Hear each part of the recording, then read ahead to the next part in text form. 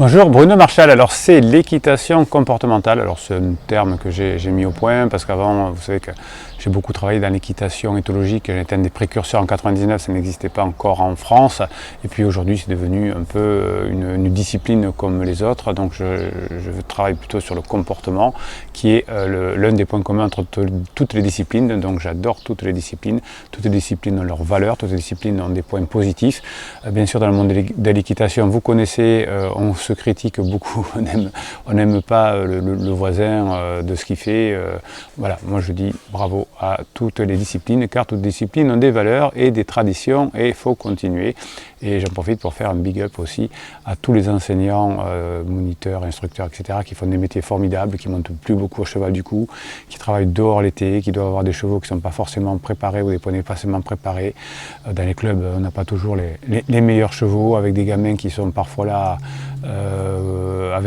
pour faire la garderie comme on dit. Donc bravo mes amis moniteurs et instructeurs, je vous adore et bravo pour le boulot que vous faites. Voilà, alors aujourd'hui je vais profiter d'un très bon commentaire de Thierry Laval qui mettait un commentaire sur une très ancienne vidéo qui doit avoir 2 ou 3 ans maintenant, qui s'appelle « Travailler aux très longues rênes, quelques secrets ».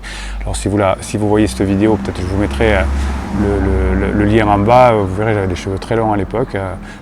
On a chacun ses périodes et vous verrez que c'était un travail qui était fait pour aider une amie qui était en conversion professionnelle et qui a créé une magnifique structure pour aider les chevaux à la retraite. Vous verrez tout ça dans la vidéo, c'est expliqué. Alors, ce que nous dit Thierry Laval sur les travails de très longue rêne. Alors Thierry nous dit, c'est la base. La place du corps humain par rapport à l'arrière-main pour garder le cheval en avant. Alors ça c'est un peu compliqué pour certains cavaliers, quand je les fais travailler aux longues rênes ou en tout cas à pied, ils se retrouvent très souvent devant l'épaule du cheval, donc le cheval s'arrête forcément puisqu'on met un bloc énergétique devant.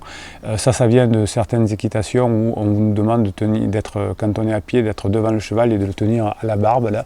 Alors c'est l'endroit, je taquine mes stagiaires toujours là-dessus, c'est l'endroit du médecin que j'appelle, c'est-à-dire que c'est l'endroit sponsorisé par les médecins. Quand on tient son cheval ici, c'est là où on peut se faire déboîter l'épaule, se faire marcher sur les pieds, etc. Donc c'est l'endroit le plus dangereux et on nous demande de tenir le cheval dans certaines équitations comme ceci. Et donc effectivement, quand je récupère des cavaliers qui veulent changer de système, au départ ils ont toujours tendance à se retrouver devant le cheval puisque ils ont des connexions neuronales, des habitudes, des rituels qui font que mon corps se place naturellement, automatiquement devant le cheval puisque j'ai appris à le faire comme ça. Donc effectivement, Thierry a raison, la base c'est d'être derrière puisque le cheval est une propulsion arrière, le moteur est derrière. Donc si on se met devant et qu'on tire, on plante le cheval puisqu'on va faire un mouvement de haut en bas et le cheval va se mettre forcément, mécaniquement, physiquement sur l'avant-main. Ce qui évite d'utiliser la rêne arrière à cet effet-là et de reculer alors que c'est au cheval d'avancer, oui. Alors la rêne qui passe sur les fesses du cheval peut aider à communiquer avec le cheval. S'il sent quelque chose derrière lui, peut-être ça va lui donner l'idée d'avancer.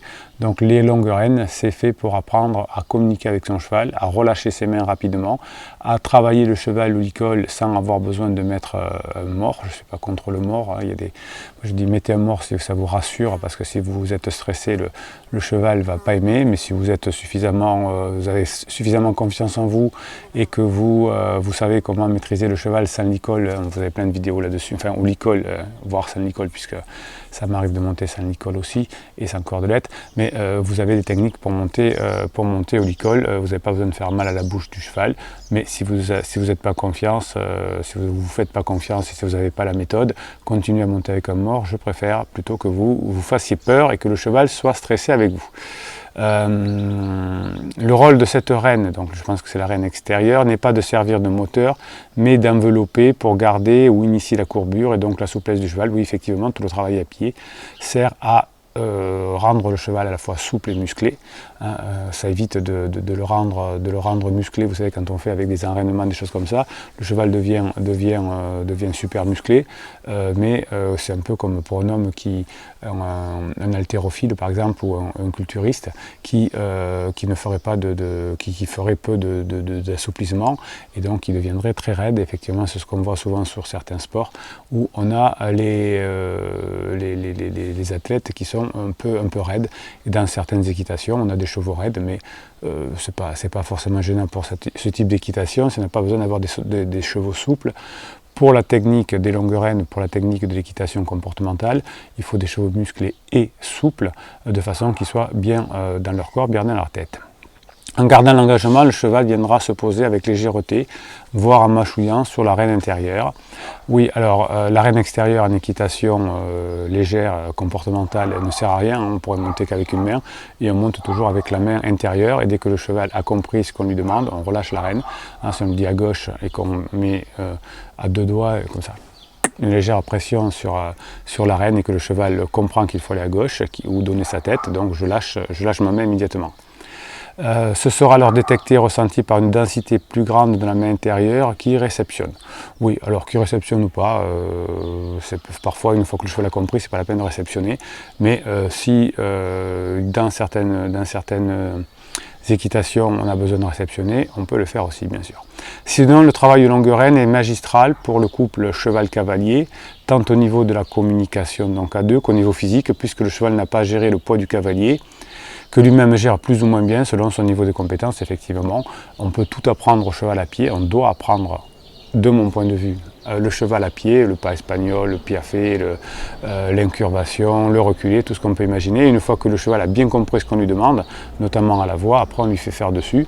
S'il a compris que reculer, ça veut dire aller vers l'arrière, et bien quand on sera dessus, il aura aussi compris et ça évitera de l'user sa bouche, son dos, etc. Donc c'est vrai que c'est plus fatigant pour les cavaliers. C'est vrai qu'on paye parfois pour monter à cheval, mais on apprend tout ça à pied et on ne le demande au cheval en selle que quand il a parfaitement compris à pied. Souvent je vais travailler des chevaux même avec des professionnels qui me montrent qu'ils n'arrivaient pas à faire quelque chose en selle, mais le cheval ne sait même pas le faire à pied. Donc on veut qu'il sache le faire en selle, alors il peut y arriver, mais ça prend beaucoup de temps et effectivement ça peut abîmer le dos du cheval. Donc soyons sympas avec le cheval, on lui apprend d'abord à pied et une fois qu'il sait le faire à pied, on monte dessus et ça pose plus de soucis. Le travail peut se faire également avec des enfants. Oui, les enfants ils kiffent faire ça. Ça peut pour aider les personnes qui ont peur de monter aussi, on peut travailler là-dessus, il a raison Thierry. Et des Shetland, bien évidemment. Alors la difficulté, c'est de débourrer des petits poneys ou des Shetland. Eh bien, il faut au moins le faire, si vous le faites au moins avec les longues rênes, ce sera sympa. Donc les longues rênes permettent d'aller travailler en extérieur, de laisser passer le cheval devant, de rééduquer un cheval qui a eu des problèmes de dos, qui a été fatigué, qui a eu des problèmes de santé. Voilà, on peut le faire travailler aux longues rênes avec l'avis bien sûr d'un vétérinaire ou d'un ostéopathe et d'un ostéopathe ou d'un ostéopathe. Et on verra les résultats rapidement. Alors j'en profite pour répondre à une deuxième remarque qui était faite sur la même vidéo. Donc du coup, comme j'ai revu les commentaires de Thierry, j'ai regardé un petit peu dessous. Il y avait est-ce qu'il faut mettre un surfait au cheval, grosso modo le commentaire était je vois que vous ne mettez jamais de surfait à votre cheval, est-ce que c'est normal ou est-ce que c'est un oubli? Alors c'est pas un oubli, hein, ça dépend de ce qu'on veut faire. Le surfait est fait pour avoir des chevaux qui vont droit à l'attelage ou pour labourer les champs et aussi pour aider des personnes, des ouvriers agricoles par exemple qui ne sont pas du tout familiarisés aux chevaux. Donc on les aide en canalisant, en mettant un surfait. Donc c'est pour aider les débutants ou pour que le cheval aille droit. Quand on fait une charrue, on va droit et le virage se fait très loin derrière. Le travail aux très longues rênes est tout à fait différent puisqu'on veut travailler la souplesse du cheval, de façon qu'il puisse retourner facilement sur lui, faire des 8 de chiffres, etc. De façon à avoir un cheval souple et musclé et qui puisse aller droit ensuite à la rectitude. C'est quand le cheval est à la fois souple et musclé et pas que musclé comme on le voit parfois. Donc si vous mettez un surfait, c'est pour que votre cheval aille droit. Donc si vous faites le travail de longue reine sans surfait, ça vous permet la reine d'ouverture, ça vous permet de demander la tête du cheval, etc. Donc c'est deux équitations différentes. Donc si vous pouvez mettre un surfait si vous voulez que votre cheval aille droit dans l'agriculture ou dans l'attelage. Et si vous voulez que votre cheval soit super souple, eh bien vous ne mettez pas de surfait. Alors c'est vrai que c'est plus difficile, il faut l'avouer, pour le cavalier. Il faut bien maîtriser ses mains, il faut être concentré, il ne faut pas avoir de pensées négatives, etc. Mais ça nous fait du bien aussi à nous. et ça aide le cheval à s'assouplir et à avancer. Donc voilà, j'adore mes abonnés sur cette chaîne, mais ma communauté, enfin, la communauté que nous avons créée, c'est mieux, parce que j'ai des réponses super intelligentes, pas des super waouh bravo, mais des commentaires bien construits, hein. J'adore les super waouh bravo bien sûr, mais j'aime bien aussi quand les commentaires sont bien construits, ça m'aide à faire passer des messages pour aider nos amis les chevaux et bien sûr nos amis les cavaliers. Voilà, alors si vous voulez que cette vidéo soit d'autres personnes puissent y accéder, vous mettez un pouce bleu en l'air dessous, là, tac, donc YouTube le référencement, le référencera. Continuez à commenter, à poser des questions, j'y réponds, vous voyez bien. Partagez cette vidéo. Qu'est-ce que je vais vous dire encore? Eh bien, abonnez-vous en notification, comme ça vous pouvez avoir accès à des posts qui sont réservés aux abonnés et je vous dis à très bientôt.